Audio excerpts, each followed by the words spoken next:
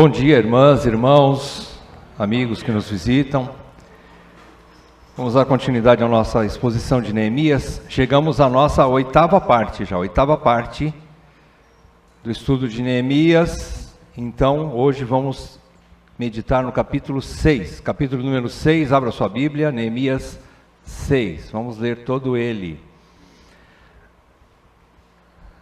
O foco, ou o tema que nós vamos meditar nessa manhã é a convicção do chamado é a força para a obra. A convicção do chamado é a força para a obra, ou para a execução da obra, melhor. Capítulo 6 de Neemias, versículo 1. Tendo ouvido Sambalate, Tobias, Gesem, o arábio, e o resto dos nossos inimigos, que eu tinha edificado o muro e que nele já não havia brecha nenhuma, ainda que até este tempo não tinha posto as portas nos portais, Sambalate e Gesem mandaram dizer-me: vem, encontremo-nos nas aldeias no vale de Ono. Porém, intentavam fazer-me mal. Enviei-lhes mensageiros a dizer: estou fazendo grande obra, de modo que não poderei descer. Por que cessaria a obra enquanto eu a deixasse e fosse ter convosco? 4 vezes me enviaram o mesmo pedido. Eu, porém, lhes dei sempre a mesma resposta. Então Sambalate me enviou pela 5ª vez o seu moço, o qual trazia na mão uma carta aberta, do teor seguinte, aspas, entre as gentes se ouviu, e Gesem diz, que tu e os judeus intentais revoltar-vos, por isso reedificais o muro, e segundo se diz, queres ser o rei deles. E puseste profetas para falarem a teu respeito em Jerusalém, dizendo, este é rei em Judá. Ora, o rei ouvirá isso, segundo essas palavras. Vem, pois, agora e consultemos juntos. Fecha aspas. Mandei dizer-lhe: de tudo que dizes, coisa nenhuma sucedeu, tudo teu coração é que o inventas. Porque todos eles procuravam atemorizar-nos, dizendo: as suas mãos largarão a obra e não se efetuará. Agora, pois, ó Deus, fortalece as minhas mãos. Tendo eu ido à casa de Semaías, filho de Delaías, filho de Meetabel, que estava encerrado, disse ele: vamos juntamente à casa de Deus, ao meio do templo, e fechemos as portas do templo, porque virão matar-te. Aliás, de noite virão matar-te. Porém eu disse: homem como eu fugiria? E quem há como eu que entre no templo para que viva? De maneira nenhuma entrarei. Então percebi que não era Deus quem o enviara. Tal profecia falou ele contra mim, porque Tobias e Sambalate o subornaram. Para isso subornaram, para me atemorizar, e para que eu assim viesse a proceder e pecar, para que tivessem motivo de me infamar e me vituperassem. Lembra-te, meu Deus, de Tobias e de Sambalate, no tocante a estas suas obras, e também da profetisa Noadia, e dos mais profetas que procuraram atemorizar-me. Acabou-se, pois, o muro aos 25 dias do mês de Elul, em 52 dias. Sucedeu que, ouvindo-o, todos os nossos inimigos temeram todos os gentios, nossos circunvizinhos, e decaíram muito no seu próprio conceito, porque reconheceram que por intervenção de nosso Deus é que fizemos esta obra. Também naqueles dias, alguns nobres de Judá escreveram muitas cartas que iam para Tobias, e cartas de Tobias que vinham para eles, pois muitos de Judá lhe eram ajuramentados, porque era genro de Secanias, filho de Ará, e seu filho Joanã se casara com a filha de Mesulão, filho de Berequias. Também das suas boas ações falavam na minha presença, e as minhas palavras lhe levavam a ele. Tobias escrevia cartas para me atemorizar. Oremos. Ó Deus, que tenhamos clareza, bastante humildade em nossos corações, clareza, iluminação do Teu Espírito para meditarmos sobre esse texto, para aprendermos lições preciosas junto com Teu servo Neemias, que nos relata tudo isso, para o bem da Tua igreja e para a glória do Teu nome é que eu te peço, Senhor. E não deixe que nenhuma palavra contrária à Tua vontade, à Tua verdade saia dos meus lábios. Portanto, que as palavras dos meus lábios, que o meditar do meu coração, sejam agradáveis na Tua presença, Senhor, rocha minha e Deus meu. Peço isso em nome de Jesus. Amém, Pai. Amém. Queridos, nós já vimos na exposição passada que a avareza, no capítulo 5, a avareza no meio da igreja é mais destrutiva do que os inimigos externos. Nós precisamos então lutar contra o poder de Mamon. Vocês se lembram do caso de Mamon, não é? Como Jesus ensina no Novo Testamento, são as riquezas. Jesus coloca como se fosse um Deus concorrente, o poder das riquezas. Então nós vamos lutar contra ele. De que forma? Sendo generosos, atendendo às necessidades da igreja local, dos irmãos da fé, da família da fé. Aprendemos com Neemias que o líder precisa julgar a causa, mas não segundo o que ele vê. Ele precisa aprender a julgar a causa à luz das Escrituras. E então repreender e pacificar para poder retomar a obra. Ele não pode parar a obra. Circunstâncias difíceis acontecem no meio da igreja, mas precisa ser resolvido para que a obra continue. A obra não pode parar. E além disso, o líder também precisa ser modelo de generosidade, sendo a ovelha de frente, que mostra o caminho às demais ovelhas. E por fim, concluímos que, no estudo passado, capítulo 5, concluímos que toda obra é vã, se não tiver base no temor e amor pelo nome do Senhor, e se não tiver amor e consideração pelos irmãos da igreja local, onde você é alimentado, onde você caminha, onde você está inscrito como membro daquela igreja local. Bem, hoje nós vamos aprender, nesse novo capítulo aqui, que parece até antigo, nós vamos aprender como os homens, e aqui ele fala especificamente, é claro, para um líder, ele está relatando a sua própria história, Neemias, mas que encaixa-se também, não só para homens, mas também para mulheres, que se dispõem para o serviço da igreja, como eles podem ter boa consciência diante de Deus, apesar das falsas acusações contra eles, e ainda assim perseverar na obra. Como isso é possível? E novamente, veremos como combater os insistentes ataques dos inimigos da edificação da igreja, sejam inimigos de fora ou sejam inimigos de dentro. O padrão perfeito no mundo imperfeito de Deus ainda não está estabelecido. A igreja perfeita ainda não existe. Um dia existirá. A igreja triunfante, ela é real nos tempos eternos de Deus, não no nosso tempo. Ainda não. A igreja ainda tem, sim, mistura. A igreja ainda tem, sim, joio no meio do trigo. A igreja ainda tem, sim, pessoas que estão no meio, mas que não são. Ou que são e ainda não caíram em si a respeito da sua utilidade e realidade como verdadeiros filhos de Deus. Tudo isso é no mundo imperfeito. É assim que a igreja é. Não é o ideal, mas um dia será. Um dia chegará lá.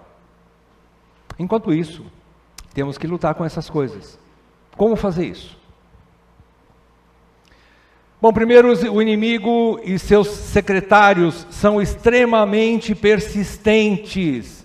Eu quero que você acompanhe comigo no primeiro ataque, Neemias 2, versículo 10. Olha onde é que começa a coisa aqui.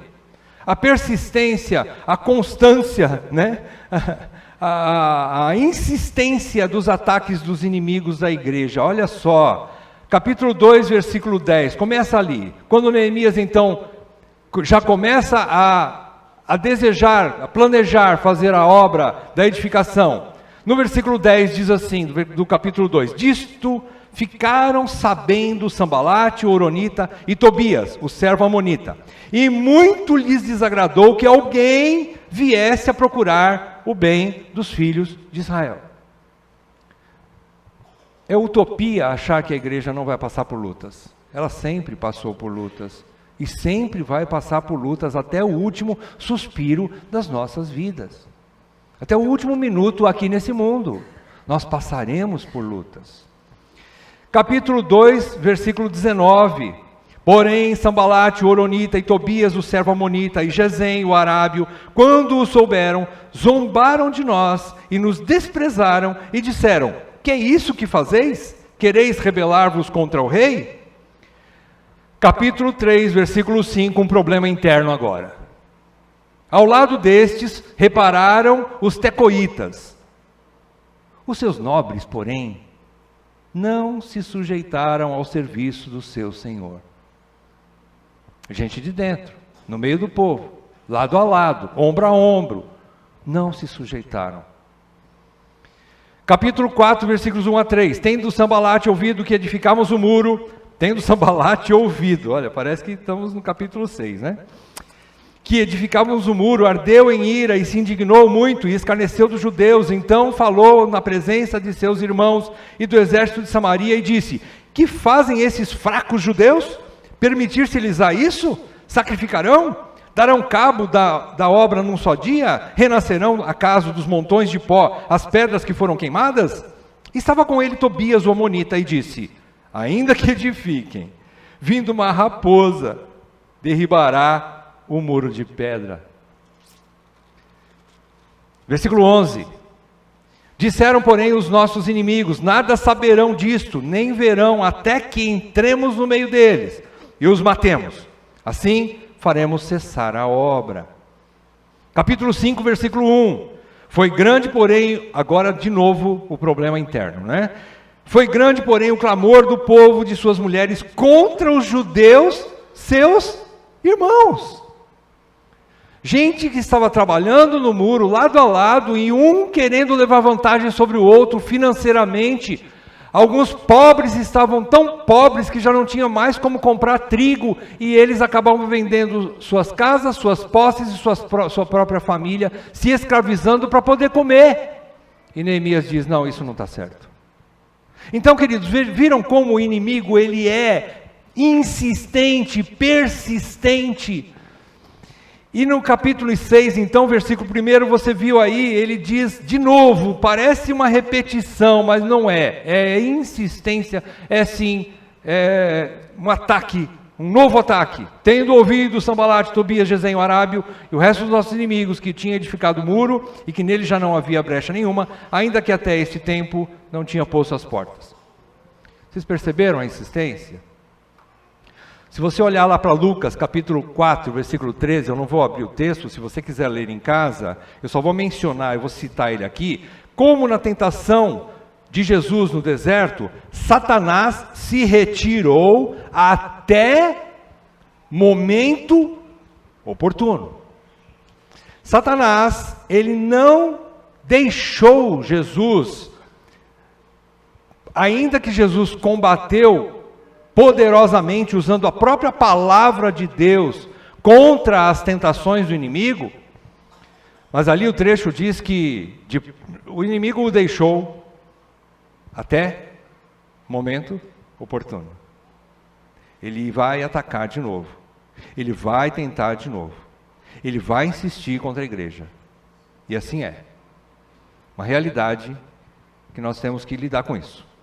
Ele voltaria para atacar Jesus novamente. Então, Vamos começar aqui vendo o primeiro ataque dos inimigos da obra nessa nova etapa aqui da construção dos muros, né? E a defesa de um líder convicto do seu chamado. Primeiro ataque aqui dos versículos 2 a 4, aqui a gente pode dizer assim, que é a distração disfarçada de boas intenções. Distração disfarçada de boas intenções. Porque na verdade, ele queria mesmo matar Neemias. Vejam, versículo 2. Sanbalate e Gesem mandaram. É engraçado que o inimigo, muitas vezes, ele chega dando ordens. Ele é urgente, é para agora, você não pode deixar para depois, e vamos conversar agora, é agora. Ele dá ordem, como se ele tivesse autoridade sobre nós. Você já teve algum caso assim, semelhante? Pessoas chegam em você, você tem que parar com isso e é agora. Então ele diz lá, vem, encontremos-nos nas aldeias no Vale de Ono. Ele está querendo dizer assim, olha, já que eu não consegui te destruir, pensou Sanbalate, né? E Gesem, ali os líderes dos inimigos, né?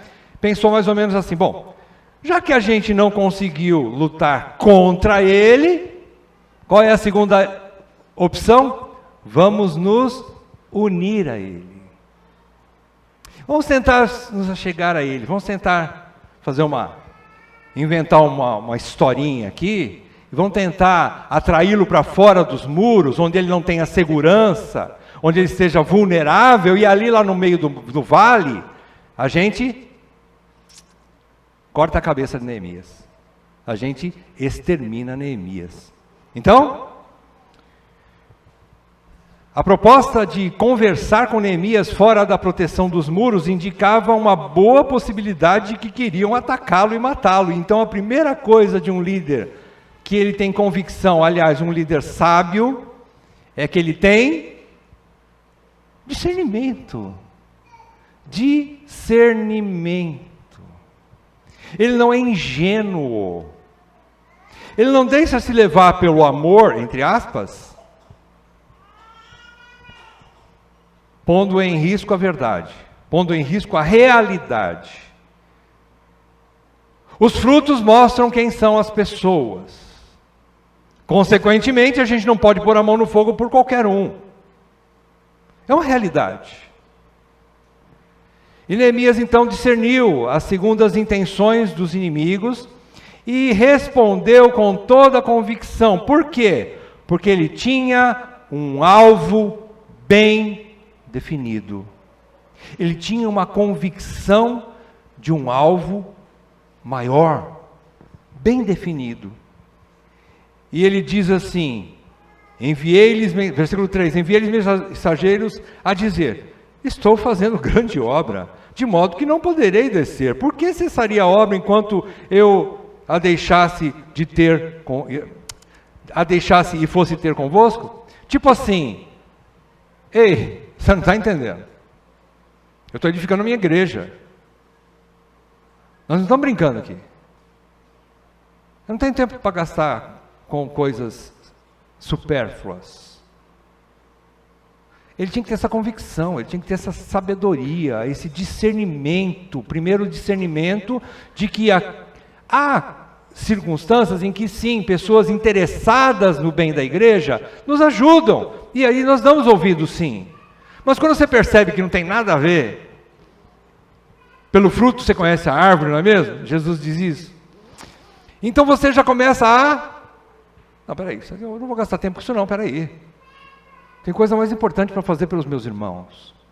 A igreja conta comigo, a igreja espera o meu serviço. Eu não posso me distrair. Então, ele tem um alvo bem definido. E outra coisa, Neemias também foi mais persistente do que os seus inimigos obstinados. Vocês perceberam aí o versículo 4? 4 vezes me enviaram o mesmo pedido. Eu, porém, lhes dei sempre a mesma resposta.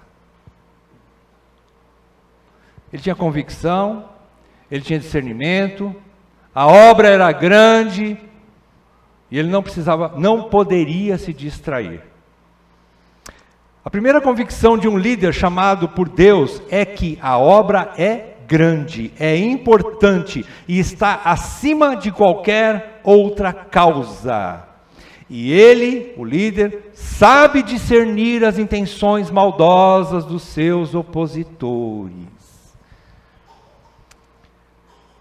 Nós precisamos aprender a discernir. Nós só conseguiremos discernir se nós tivermos, primeiro, coração limpo diante de Deus. Segundo, uma mente encharcada pela palavra de Deus. Terceiro, um espírito guiado e transbordante do Espírito de Deus. Comunhão com Deus, que é luz, não nos deixará sem direção, sem convicção, como meninos inconstantes, né, como Paulo fala aos Efésios capítulo 4. Comunhão com Deus nos dará firmeza de saber quem é quem, as intenções do coração. Em Coríntios, Paulo diz que o homem espiritual discerne todas as coisas, e de ninguém é discernido, e por ninguém é discernido. O homem cheio do Espírito Santo discerne até um A de uma palavra, uma vírgula mal falada. Eu não estou falando misticismo, não, estou falando a palavra de Deus, viu? Eu não estou mistificando aqui as coisas, ou espiritualizando as coisas. Simplesmente está escrito. Experimente. Seja cheio do Espírito. Então, ele sabe discernir isso. Então, essa primeira lição, ele é um homem que discerne, ele é um homem que tem um alvo bem definido, ele é um homem persistente. Tudo isso porque ele tem convicção de que o chamado que ele tem vem de Deus e que essa obra é importante. É importante. Ele não está brincando de igrejinha, tipo assim, amanhã se não der certo eu vou abrir uma loja de sapato, porque não deu certo para trabalhar como pastor, né? Não deu certo como presbítero, eu vou fazer qualquer outra coisinha aí no mundo, né? Não, a obra é grande. E precisa de homens convictos. Segundo ataque, de 5-9, a ameaça mentirosa temperada de falsa justiça. Sanbalate, ele enviou pela 5ª vez o seu moço, e agora numa outra tática. O que é que ele leva? O que é que ele manda? Uma carta aberta. Sabe o que significa o termo carta aberta? Significa que Sanbalate queria dizer, não só para Neemias não, para todo mundo, para todo o povo, e especialmente para o rei, que Neemias estava intentando uma rebelião com o objetivo de denegrir a imagem do líder e desacreditá-lo diante da igreja, diante do povo. Esse é um dos ataques do inimigo. Ele chega lá e diz assim, olha, entre a gente, percebe que o boato é interessante, né? Porque ele não tem provas sólidas, né? Ele começa a dizer, olha, eu ouvi dizer, olha, eu ouvi alguém falar, olha, eu ouvi fulano comentando tal coisa a seu respeito. Ele não tem provas. Então ele diz assim, entre a gente se ouviu, e Gesem diz que tu e os judeus intentais revoltar-vos. Vocês querem ser donos do povo. E aí então, ele diz assim, eu vou, né, com essa carta aberta, eu vou falar para todo o povo, porque você pôs profetas para falar, ele não tinha feito nada disso, né? Mas ele diz assim, você colocou profetas para falar bem de você, e para anunciar, para preparar, porque geralmente naquela época, veja bem, naquela época os profetas prenunciavam uma próxima dinastia, do reinado, né? do novo rei, que iria ocupar ali o trono, diante de Deus, diante do povo, né? Então os profetas iam na frente, anunciando aquela possibilidade de troca de dinastia, de troca de rei, né? Então ele disse assim, olha, você está levantando profetas dentro de Israel, que eles estão dizendo assim, este é rei em Judá. Neemias agora vai ser o nosso rei. Nós vamos nos rebelar contra Artaxerxes. Nós vamos sair fora desse domínio, desse jugo do rei, né, o rei persa. E ele diz assim, versículo 7 ainda, o rei ouvirá isso, hein? Carta aberta, né? O rei ouvirá isso, segundo essas palavras. Vem, pois, agora e consultemos juntamente, mais uma vez. Sai daí da proteção do muro, vem aqui fora. Vamos bater um papo aqui. É agora. Vocês viram a insistência? Vocês viram a autoridade, né? Entre aspas, do inimigo? Ele chega duro, ele chega de sola. Ele não vem com coisinhas doces e leves, não. Ele chega firme, você vai morrer. Se você não fizer isso, você está lascado. É isso que eles fazem. É a ameaça mesmo, não é com docinho não, é acusando com um dedo no nosso nariz. Então, essa carta aberta significa isso. Geralmente, então, o acusador não fala de si mesmo, né? Mas usa de boatos, diz que me diz, né? Ele não tem provas concretas contra o seu alvo, que era Neemias, o líder, né? Esse tipo de amedrontamento, vocês perceberam que a palavra amedrontar aparece várias vezes em várias variantes aí, né? Quer dizer, é para colocar medo. A palavra de Deus diz que o inimigo, nosso arqui-inimigo, ele, lógico, usando seus secretários humanos, né? Ele está fungando no nosso cangote, como leão, buscando a quem possa tragar. Só que ele só funga, tá? Ele só grita, tá? Mas ele não encosta um dedo em você, porque o maligno não lhe toca. Ele funga, ele grita, e você fica com medo às vezes, né? A gente é humano. Jesus, misericórdia, né? Lógico, nós somos falíveis, nós somos fracos, né? Mas quando você lembra do texto, espera aí.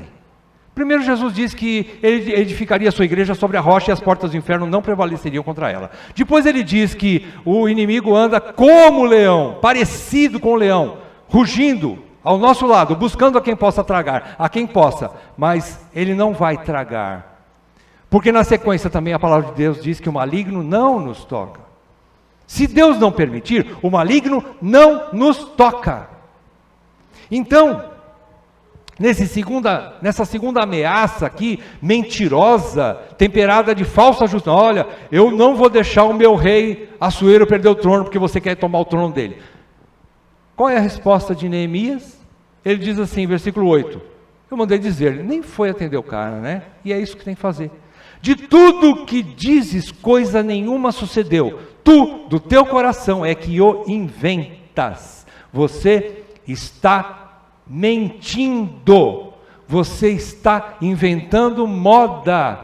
Eu não tenho essa intenção, não é esse o meu objetivo. E Neemias ele poderia afirmar com categoria, né? Ele era o braço direito do próprio rei, do rei que Deus estava usando para que ele pudesse fazer a obra.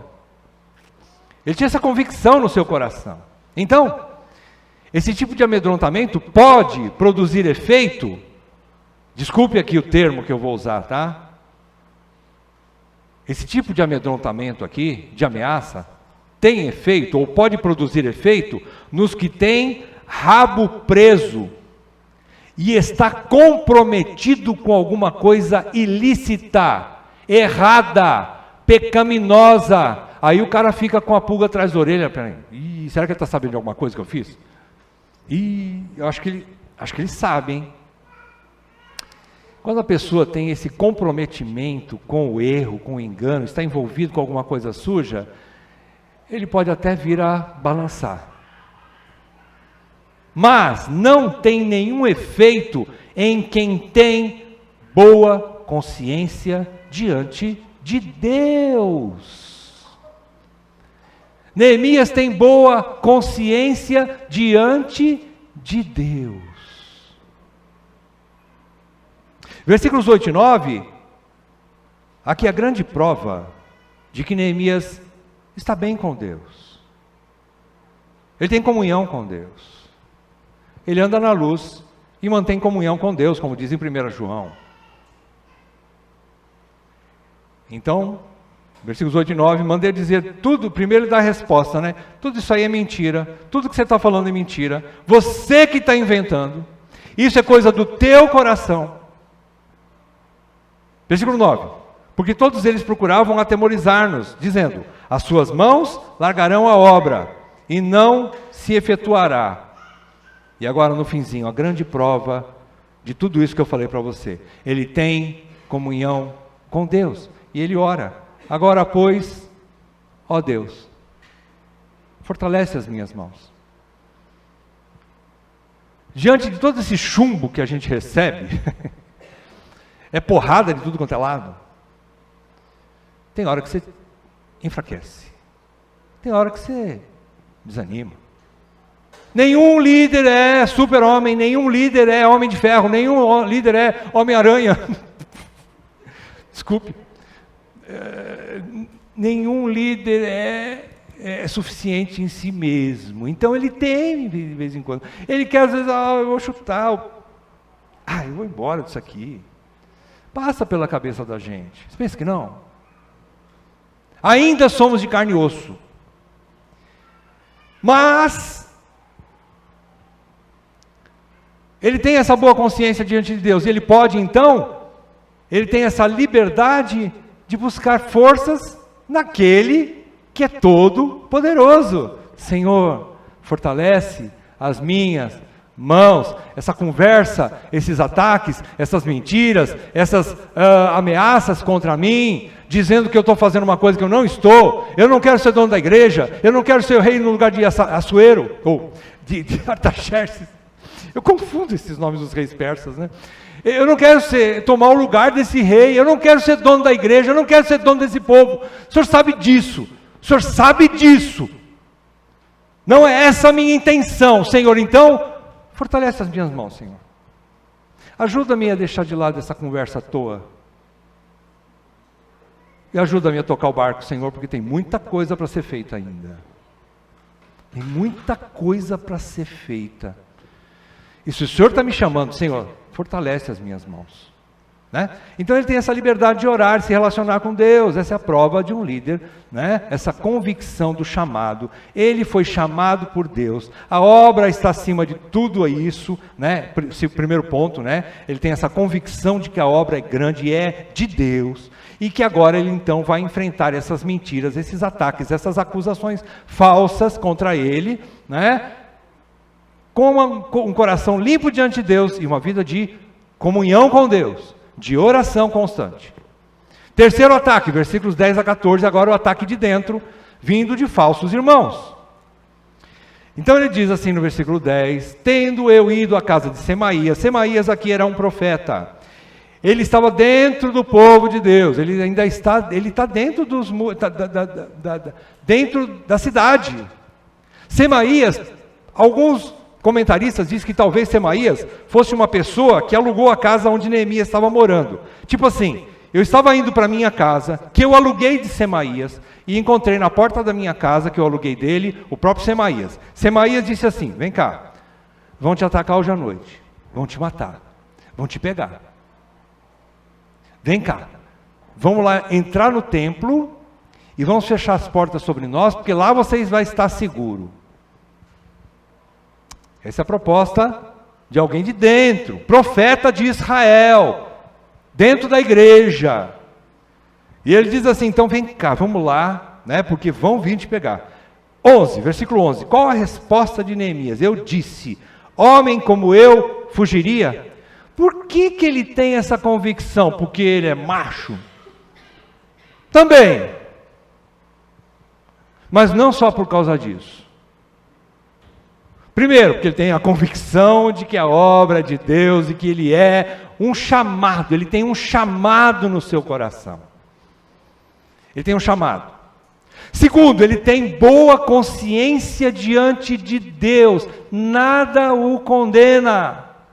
Entre ele e Deus não tem nada que o condene. Eu não estou falando de perfeição, mas eu estou falando assim, até onde ele viu a sua vida, conferiu com Deus, ele está bem com Deus.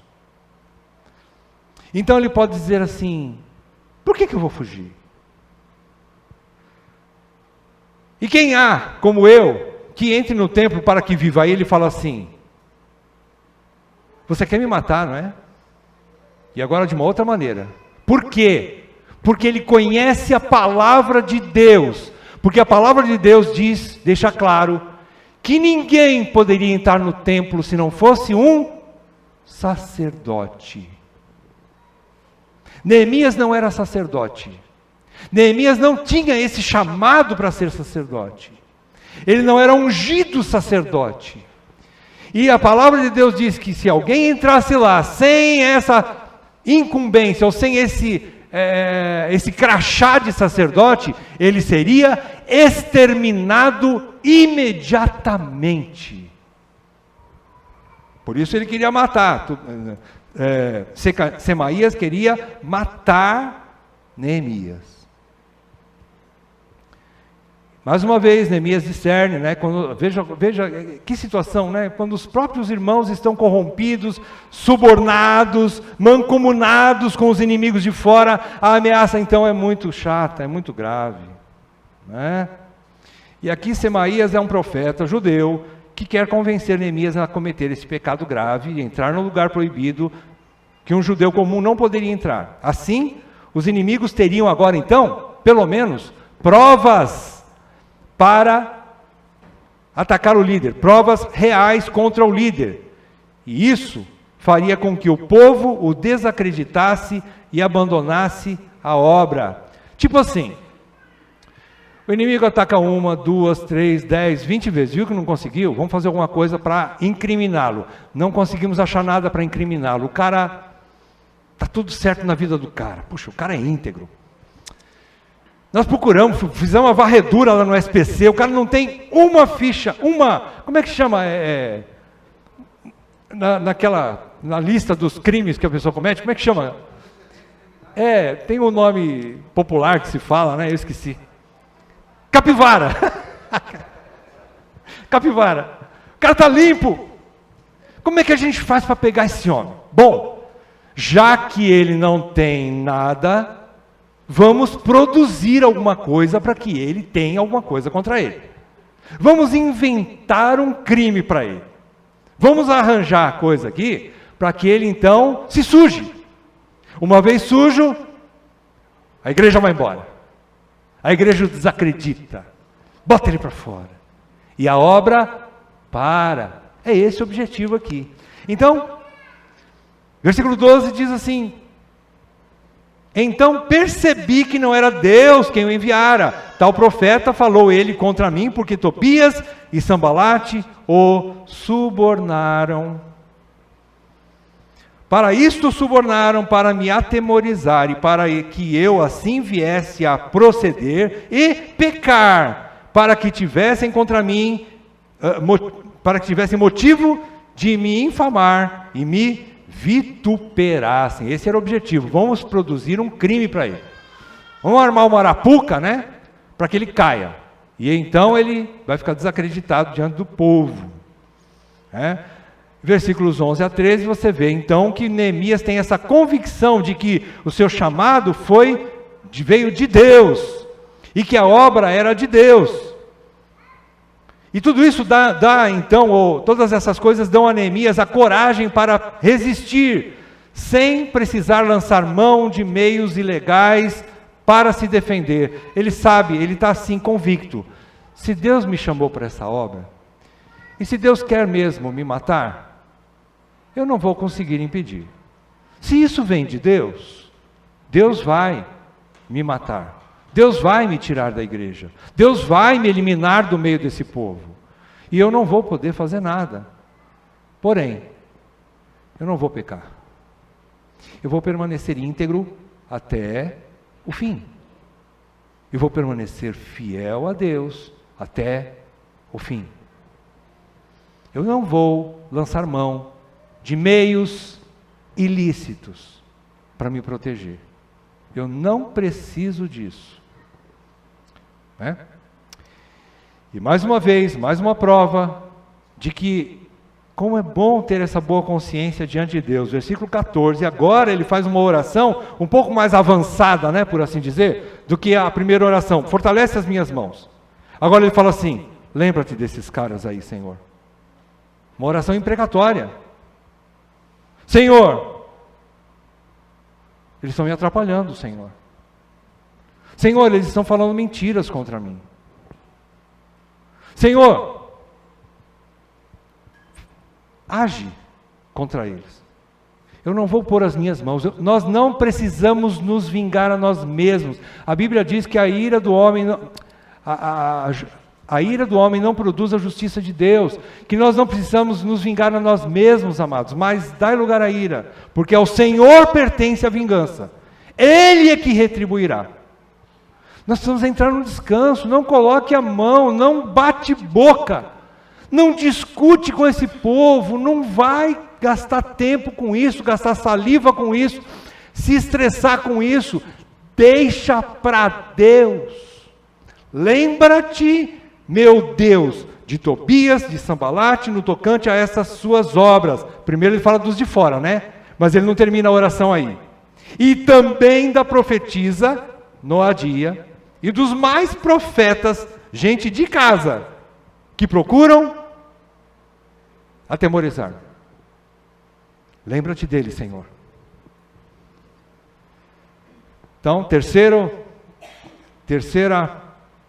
lição que a gente aprende, o ataque de dentro, vindo dos falsos irmãos, e ele combate, mais uma vez, com essa convicção do seu chamado de Deus, que a obra era de Deus, e que ele não precisaria se defender. É óbvio, você é inteligente, sabe o que eu estou falando, ele toma precauções, claro. Ele não vai ficar envolvido com conversinhas, com pessoas que não querem nada com nada. E aqui entra um princípio que Paulo ensina. Paulo ensina que quando há alguém criando divisão na igreja, você confronta-o primeira e segunda vez. E o que diz o resto do texto? E depois disso, vamos, alguém me ajuda? Deixa-o. Depois disso, aparte-se. Porque as más conversações corrompem os bons costumes. Não fique perto de gente venenosa. Como é que é o termo agora que se usa por aí? É amizade tóxica. Não tenham amizades tóxicas. Salve os seus relacionamentos. Esse é o terceiro ponto. Quarto ponto, finalizando. Versículos 17 a 19. Aqui agora é vocês perceberam aqui o leva e traz, não é? Dos infiltrados. Olha só, versículo 17, né? Eu pulei 15 e 16 porque nós vamos fazer o fechamento com eles, ok? 17. E também naqueles dias, alguns nobres de Judá escreveram muitas cartas que iam para Tobias, e cartas que vinham Tobias para eles, pois muitos de Judá lhes eram ajuramentados, porque era genro de Secania, tal. Aqui a situação é a seguinte. Primeiro, ele diz que aqui eram alguns nobres, pessoas influentes, nobres, talvez alguns líderes, nobres. Aqui no versículo 17, é semelhante, vai até o capítulo 5, versículo 7, e você vai ver aqui, justamente o mesmo termo, versículo 7 do capítulo 5, Neemias usa o mesmo termo, repreendi os nobres e magistrados. Perceberam aqui? Depois de ter considerado comigo mesmo essa situação da usura, de que alguns nobres estavam se assenhoreando dos irmãos pobres, ele repreende esses homens e diz: vocês são usurários. Viram aí no versículo 7? Cada um para o seu irmão, e convoquei contra eles grande ajuntamento. Percebam que nobres também está lá no capítulo 3, versículo 5, que nós lemos agora há pouco, quando todo mundo estava trabalhando na obra e tinha uma família de nobres que não queriam se sujeitar ao seu líder. Viram aí no versículo 5 do capítulo 3? Ao lado desses repararam os tecoitas, os seus nobres. Eles achavam-se acima da média, né? Nobres, aqueles que estavam melhores do que os demais. Aqueles que acham que sabem tudo e não precisam aprender mais nada. Aqueles que estão cheios de si mesmos. Aqueles que são, eu lembro quando tinha a Copa do Mundo, né, e eu mesmo fui um deles, né. Por que o Filipão não trocou fulano e pôs ciclano? Era final, pô, era final, na hora do pênalti, bota o camarada lá, perdeu o pênalti. Eu queria estar no lugar do Filipão. Todo mundo é técnico de futebol quando o time perde. Todo mundo é técnico. Todo mundo sabe mais que o técnico. Todo mundo tem mais discernimento, todo mundo quer ser o chefe, o técnico. Todo mundo tem boas ideias, mas ninguém quer pôr a mão na massa. Todo mundo quer dar pitaco, mas ninguém quer dizer assim: irmão, posso te ajudar? Deixa eu bater o pênalti. Então, são pessoas influentes. Aqui as falsas amizades promovem corrupção e levam irmãos a se comprometer com a mentira. Ou podem até, alguns irmãos, se comprometer porque deve favores aos inimigos da obra. A pior coisa é ter essa ligação. Dever favor. Dever favor para esse tipo de gente é muito ruim, né? E talvez isso seja um dos problemas que muitos irmãos, por causa dessas falsas amizades, por causa desse comprometimento com os falsos, eles estão promovendo estão entrando em corrupção. Só que Neemias, ele tem aqui a força do chamado, saber que é de Deus. Sabe o que ele faz? Nada. Vocês viram que ele fazer alguma coisa agora, dessa vez? Ele está fazendo alguma coisa. O que ele está fazendo? Colocando tijolo lá no muro. Colocando as portas no lugar. Liderando o grupo. Cuidando do povo. Fazendo a obra. Mas ele nem responde. Nem liga. Dar atenção a isso é perder tempo precioso da obra. Neemias não liga. Maturidade é isso. Muitas vezes vão falar um monte, até vai doer, mas você vai falar assim: Senhor, Tu és maior. Senhor, Tua obra é maior. Senhor, eu não fui chamado aqui para ficar discutindo esse tipo de coisa. Senhor, eu vim aqui para fazer a obra, eu vim aqui para levantar tijolo, eu vim aqui para construção, eu vim aqui para reformar, eu vim aqui para pregar a palavra de Deus, eu vim aqui para ensinar esse povo, eu não vim aqui para bater boca, não.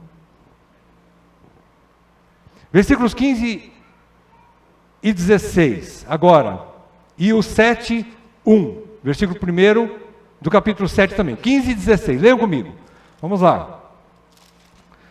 Acabou-se, pois, o muro aos 25 dias do mês de Elul, em 52 dias, sucedeu que, ouvindo-o todos os nossos inimigos, temeram todos os gentios, nossos circunvizinhos, e decaíram muito em seu próprio conceito.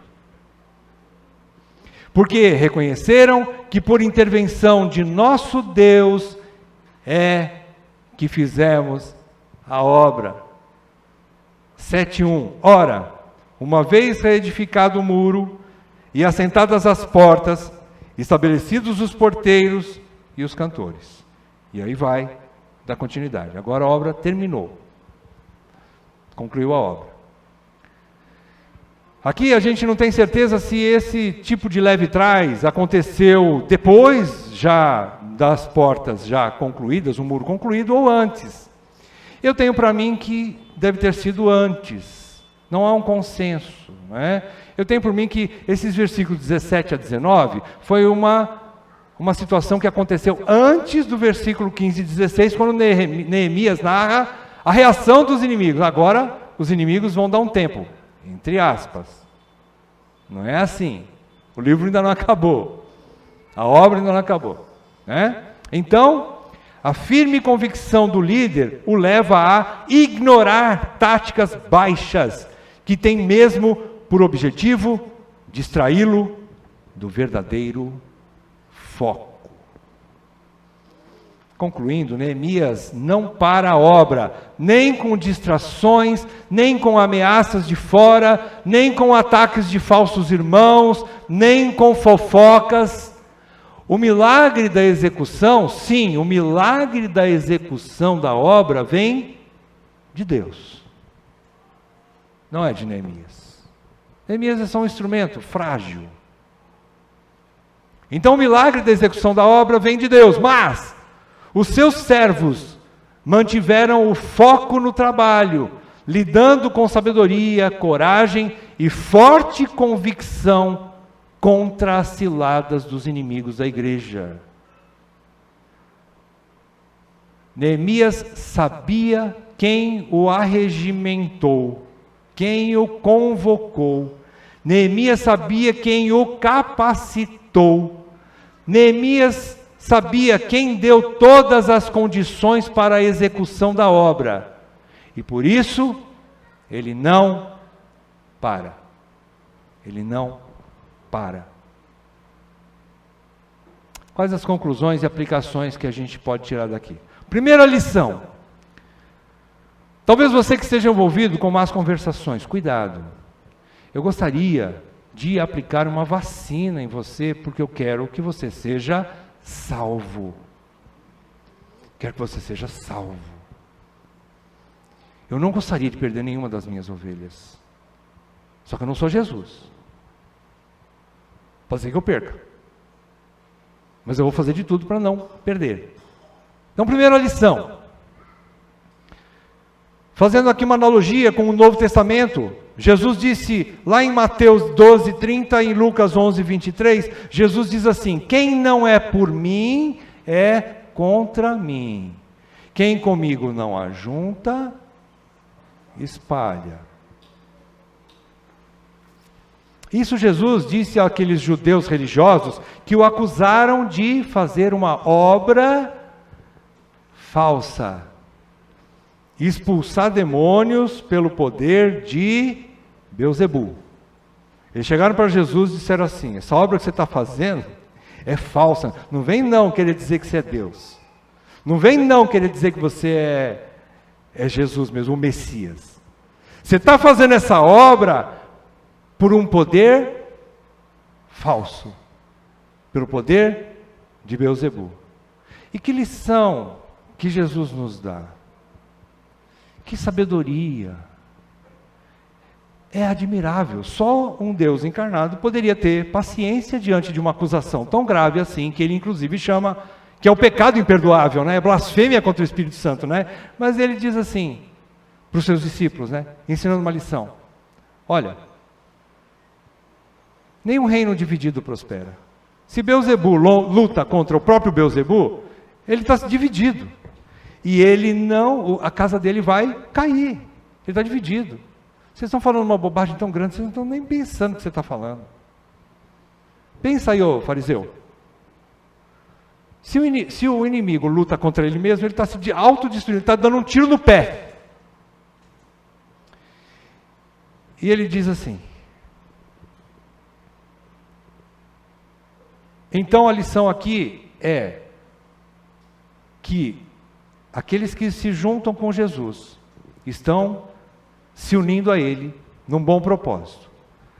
Mas não há neutralidade na obra da igreja. Como a gente sempre diz aqui, não existe esquerda e nem direita. na igreja.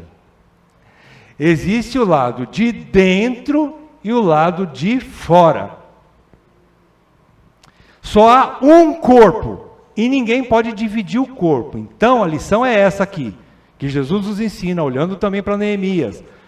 Não vamos provocar divisão na igreja, atrapalhando a verdadeira obra, causando discórdia entre os irmãos e atrapalhando o trabalho da liderança. Unam-se aos seus líderes. Se esse ministério aqui é um ministério que Deus levantou, se os Neemias que nós temos aqui dentro são homens de Deus que Deus chamou, cabe a mim e a você se submeter e ajudar. Mãos à obra, gente. O Neemias não consegue carregar todos os tijolos sozinhos. Ele precisa de gente. Ele precisa de união, unidade. Primeira lição é essa. Se há alguma dúvida, tire hoje do seu coração. Aqui é um ministério levantado por Deus. Pecadores? Sim, mas chamados pela graça de Deus. Ninguém comprou voto nenhum aqui. Se a igreja escolhe, ou nós cremos que é Deus que está levantando, ou nós estamos no lugar errado. A decisão é sua. Escolha hoje a quem sirvais. Não é bem esse o texto, mas nos ajuda também. Decida. Vem para dentro, ou cai fora. Segunda lição é para você que tem um chamado para fazer uma obra qualquer na igreja, mas tem sido desmotivado por fofocas e ataques. O que você pode fazer com isso? Eu sou tão apaixonado por esse Deus, porque Ele nos conduz em toda a verdade de uma maneira tão soberana. Sabe a hora certa de cada palavra. Sabe a hora certa de ministrar nossos corações em cada situação da nossa vida. Essa agenda da nossa pregação não é de homem, é de Deus. Então a segunda lição é para você então que está aí desmotivado. Saiba que oposição, acusação, perseguição sempre terá, mas é só, presta atenção, é só contra os que estão fazendo um bom trabalho. O inimigo não vai gastar tempo de perseguir alguém que não faz nada. O inimigo não vai gastar tempo com aquele que não está sendo uma ameaça para o seu reino de trevas. Se há um ataque, é porque você está no lugar certo, fazendo a coisa certa. E então o inimigo vai te atacar. Espere daí para mais. Mas então como é que a gente aguenta a parada? Como é que a gente fica de pé? Você tem essa vocação do Senhor, então precisamos aprender com Neemias a superar esses ataques. Primeiro, porque a gente tem que ter isso na consciência, na nossa mente, na nossa lembrança o tempo todo. Primeira coisa, é porque a obra é muito grande, mais importante do que qualquer outra coisa que queira distrair você. A obra é de Deus. Se a obra é grande, vamos em frente. Segundo, porque você tem boa consciência e coração limpo diante de Deus. Primeiro, faz uma vírgula aqui. Peça para Deus sondar seu coração. Não é você que sonda seu coração. Peça para Deus sondar o seu coração, porque nós temos o coração enganoso, e pode ser que haja algum tipo de segunda intenção no coração para o serviço. Eu quero dizer para você que vez por outra, eu vou contar a minha situação, tá bom? Vez por outra vez por outra não. Puxa, eu vou ter que confessar para vocês. É constantemente eu sou atacado por um senso de presunção, por um senso de soberba, ou um desejo pecaminoso no meu coração, de achar que, porque Deus tem trazido gente para dentro desse pequeno rebanho, eu sou o cara. O que eu faço com isso? Joelho no chão, confissão e um pedido: Senhor, miserável homem que sou, quem me livrará do corpo dessa morte? Senhor, quem sou eu para achar? Porque essa igreja está viva. Eu sou a rocha. Quem sou eu para achar que porque tem famílias que estavam prestes a um divórcio e agora estão casados ainda, fui eu que salvei aquele casamento? Fui eu que resgatei aquele filho que estava lá indo para as drogas e hoje ele se arrependeu, está na casa do pai e da mãe de novo? Quem sou eu para achar isso? Irmãos, é confissão o tempo todo, arrependimento mesmo. Querido, se eu não estivesse fazendo isso, eu peço uma coisa para Deus: Senhor, não deixa eu endurecer meu coração, porque o dia que eu endurecer meu coração e achar que realmente eu sou o cara, já era, acabou, fim de linha para mim. Um presbítero a menos para vocês. Acabou. Então eu peço para Deus: Senhor, me dê um coração manso e humilde, Senhor, livra-me do corpo dessa morte. Eu estou lembrando algumas orações que eu faço, né? Livra-me do corpo dessa morte, Senhor. Senhor, que miserável homem que sou. Senhor, me perdoa, Senhor, purifica o meu coração. Senhor, eu não sou digno de poder estar ali na frente dos meus irmãos, mas se o Senhor ainda está me chamando, eis-me aqui. Eis-me aqui. E Senhor, não deixe eu ir na minha força, mas supra-me com teu Espírito, porque eu nada posso, nada sei, nada tenho de bom em mim mesmo. Então é isso. Não dar ouvidos a essas mentiras e fofocas, porque nós temos uma boa consciência e um coração limpo diante de Deus, e não precisamos dar ouvidos a essas fofocas a seu respeito. Terceiro, porque você não precisa se defender, pois a obra é de Deus, e no fim, o nome de Deus será glorificado, e não o seu. A obra não é sua, a igreja não é sua, a igreja não é minha, a igreja não é de homens, a igreja é de Jesus. Se a igreja é de Jesus, Ele vai levar a bom termo, comigo ou semigo, com você ou sem você.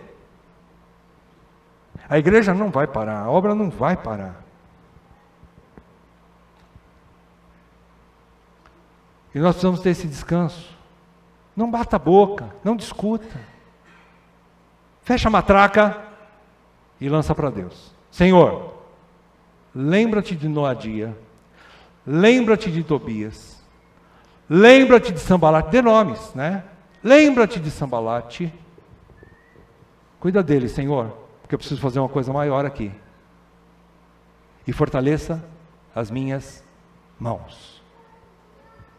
Boa consciência diante de Deus, sem querer se defender, ou fazer vingança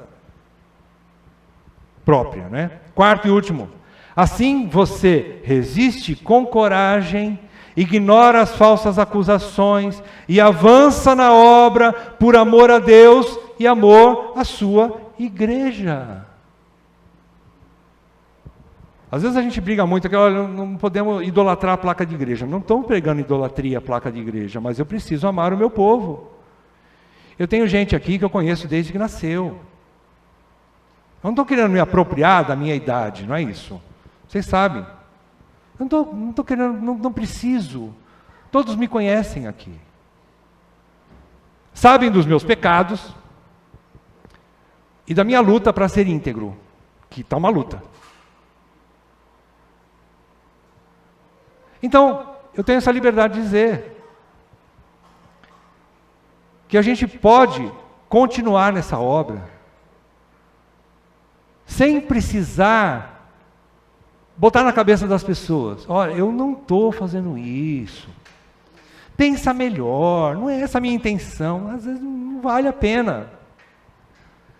Se com todo o tempo que você tem de casa, ainda assim as pessoas não te conhecem, problema delas, não seu. Fica tranquilo. Fica tranquilo. Você tem que conhecer aquele que o arregimentou. Você tem que ter boa consciência diante de Deus.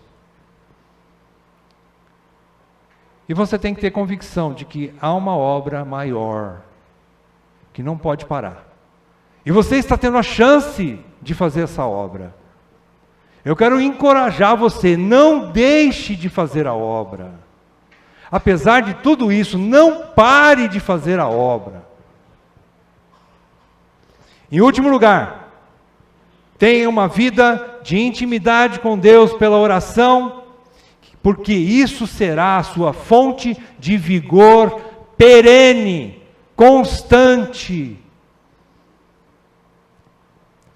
Parece uma coisa simplista, mas não é.